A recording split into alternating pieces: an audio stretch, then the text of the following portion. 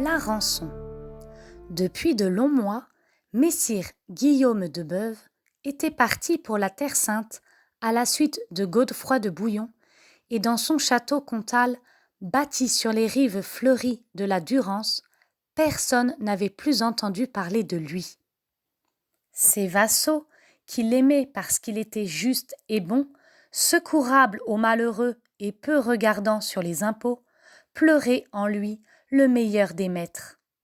Chaque jour, le veilleur, placé en sentinelle au plus haut du donjon, examinait la plaine, afin d'essayer d'y découvrir, au travers des brumes claires, la silhouette d'un messager du suzerain. Mais aucun voyageur ne se montrait à l'horizon lointain. La vallée, qui demeurait solitaire et paisible, n'était visitée que par les toucheurs de bœufs et les pâtres de la Camargue, et nul galop de cheval ne faisait retentir le sol de son pas nettement martelé. Et les paysans du bourg étaient tristes, tristes. Chaque soir, leur journée de travail terminée, ils se réunissaient chez Balthazar, le vieux portier, et là, au coin de l'âtre fumant, ils se confiaient leurs inquiétudes, essayant de calmer l'angoisse qui les étreignait, par leurs prières ferventes et le chant des cantiques. Une nuit que le Mistral soufflait avec rage, menaçant de tout emporter sur son passage, les braves gens étaient groupés comme de coutume autour du tabouret de buis taillé du vieillard, lorsque 2 coups frappés au volet de la masure retentirent brusquement. « Qui va là » interrogea le maître du logis. « Moi, bon père, moi, Maguelonne, la petite fileuse du manoir. J'ai une grave nouvelle à vous confier. »« Toi, ma fille » dit le portier en ouvrant sa porte. « Que fais-tu dehors à pareille heure et comment as-tu osé abandonner la maison ?»« Il vient de nous arriver une telle visite que je n'ai pas eu le courage d'attendre jusqu'au jour pour vous l'annoncer. Cet après-midi, comme j'étais fort occupée à ma besogne habituelle, un guerrier au sombre visage, enveloppé d'un ample manteau blanc et monté sur un superbe destrier de guerre, sonna à la porte du pont-levis. J'étais seule dans la vaste demeure, et n'ayant pas assez de force pour faire manœuvrer les chaînes qui retiennent les portes, je criai de ma fenêtre à l'étranger de me dire ce qui l'a mené. « Je viens de la part de ton maître, le comte Guillaume de Beuve, t'a porté l'ordre, écrit de sa main, de me remettre 100 000 deniers d'or. C'est le prix de la rançon que mon chef, l'illustre roi des morts, Abdullah, a fixé pour sa mise en liberté. »« Il est donc prisonnier » m'écriai-je. « Oui, depuis 6 grandes lunes déjà. Je suis accouru à Franc-Étrier pour chercher cette somme, sans laquelle il n'est point de salut pour ton maître. Si d'ici 3 jours tu ne me l'as pas fait donner, j'irai porter à mon souverain le résultat de ma mission, et le grand guerrier blanc sera mis à mort. »« Seigneur, m'écriai-je, mais nous n'avons pas cette fortune séant. Où voulez-vous que nous la prenions ? » Cela est ton affaire et non la mienne. J'ai rempli mon devoir. À toi de faire le tien. Tu me reverras à la date fixée. Et donnant de ses éperons massifs dans les flancs de son noir coursier, il disparut à l'angle du fossé et se perdit dans les bois. Dès que les valets furent rentrés des champs, j'ai couru vers vous afin de vous raconter la chose. Réfléchissons tous ensemble. Il convient de prendre sur l'heure une décision à ce sujet. « Ma pauvre enfant, répondit Balthazar, nous sommes tous trop pauvres pour réunir entre nous une semblable fortune. Cependant, tout ce qui nous appartient sera abandonné. Mais je crains bien que le quart de la rançon demandée ne soit pas même atteint et... »« Comment faire » interrompit Maguelonne. « Comment faire ?»« Un miracle seul pourrait nous sauver. Mais Jésus Tout-Puissant daignera-t-il prendre en pitié notre détresse ?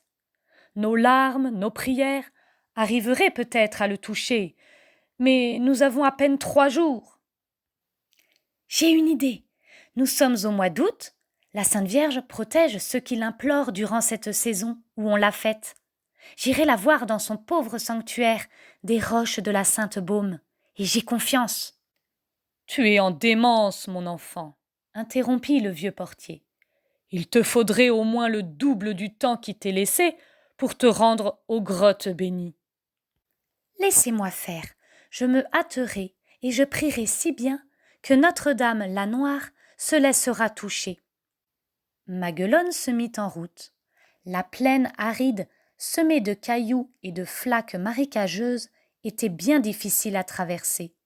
Sans souci du vent terrible qui lui fouettait le visage et qui l'oppressait parfois au point d'arrêter sa respiration, elle allait, son chapelet à la main, sans perdre une minute, ne se reposant ni jour ni nuit. Mais sa marche indécise et traînante se faisait de plus en plus lente en dépit de ses efforts, et les heures se succédaient sans que la distance parût beaucoup diminuer. La poussière dansait autour d'elle sa ronde tourbillonnante, aveuglant ses yeux, desséchant ses lèvres, et le soleil la brûlait de ses ardents rayons. Mais ni la faim, ni la soif, ni les morsures du Mistral n'avaient prise sur elle. Enfin, elle aperçut la roche bienheureuse.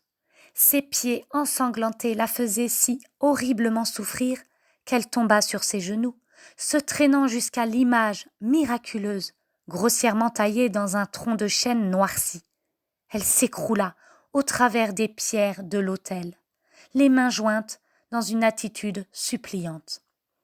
Des larmes nombreuses et pressées s'échappèrent de ses yeux. Elle poussa quelques soupirs, puis la notion du monde et des choses l'abandonna, et elle perdit connaissance. Cependant, les vassaux du comte de Beuve étaient tous réunis dans la cour d'honneur du château.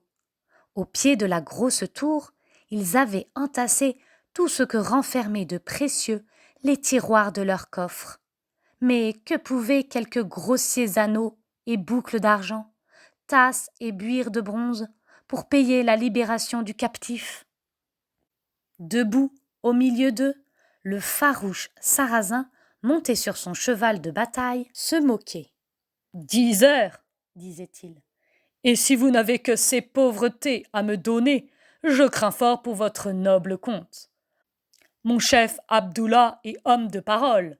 Il le fera pendre haut et court, au créneau de sa forteresse, si je ne rapporte la somme demandée. Et les malheureux vilains se désolaient, ne pouvant rien répondre aux moqueries du mécréant. Soudain, le premier coup de 10 heures retentit dans l'airain de la cloche du donjon. Tous les assistants tressaillirent. Lentement, paisiblement, l'horloge majestueuse laissait échapper une à une les notes sonores de son chant. Le messager des morts faisait déjà caracoler son cheval, donnant l'ordre de lever la herse afin de lui livrer passage, lorsque la porte du manoir comtal s'ouvrit et Maguelonne, souriante, tenant à 2 mains son tablier de futaine, apparut au regard enthousiasmé des manants. « Voilà, messire, s'écria-t-elle, voilà ce que vous réclamiez de nous. Votre chef n'avait exigé qu'une rançon du comte. C'est celle d'un empereur que je vous apporte. » Et plongeant à 2 mains dans le paquet qu'elle soulevait au bout de ses bras, elle saisit et fit couler entre ses doigts fins une pluie de perles rondes, polies et luisantes, aux reflets satinés de nacre humide. « Alléluia! Alléluia !» s'écriaient les assistants. « Alléluia! Conte-nous comment tu fis Maguelonne, et de quel miracle daigna t'honorer notre Sainte Mère du Christ. Nous te croyions perdu. Et te voilà! Parle, parle vite !» Notre-Dame, que j'étais allée visiter, m'a secourue. J'avais prié et pleuré tout le long de la route, si bien que j'arrivai sans force devant le sanctuaire sacré et que je perdis tout sentiment. Alors, dans un rêve, Sainte Marie s'approcha de moi. Sois bénie, ma fille, me dit-elle. Tu es humble, croyante et bonne. Ta confiance en ma pitié t'a sauvée. Tu as accompli sans faiblir une dure entreprise. Tu seras récompensée. Tes larmes étaient recueillies par mes séraphins dès que tes yeux les laissaient choir. Les voilà. Cours vers la maison de Beuve, tu arriveras juste à temps. Ne me remercie pas, tu reviendras ici avec ceux de ton village lorsque ton maître te sera rendu. Disant ces mots, Madame Marie me tendait mon tablier dans lequel était entassée une foison de perles blanches. Je me levai, une force me poussait vers notre château. En très peu de temps, je franchis la distance. Ce n'était pas difficile. Les anges m'aidaient. Et, tandis que le sombre païen s'en retournait au galop, contait aux siens l'aventure dont il venait d'être témoin, les paysans de Beuve chantaient à Notre-Dame, la Noire, un magnificat joyeux. Et voilà comment, au pays des cigales, on raconte le miracle que fit la Sainte Vierge en faveur d'une pauvre fileuse que la reconnaissance envers son maître avait guidée jusqu'au pied de son autel.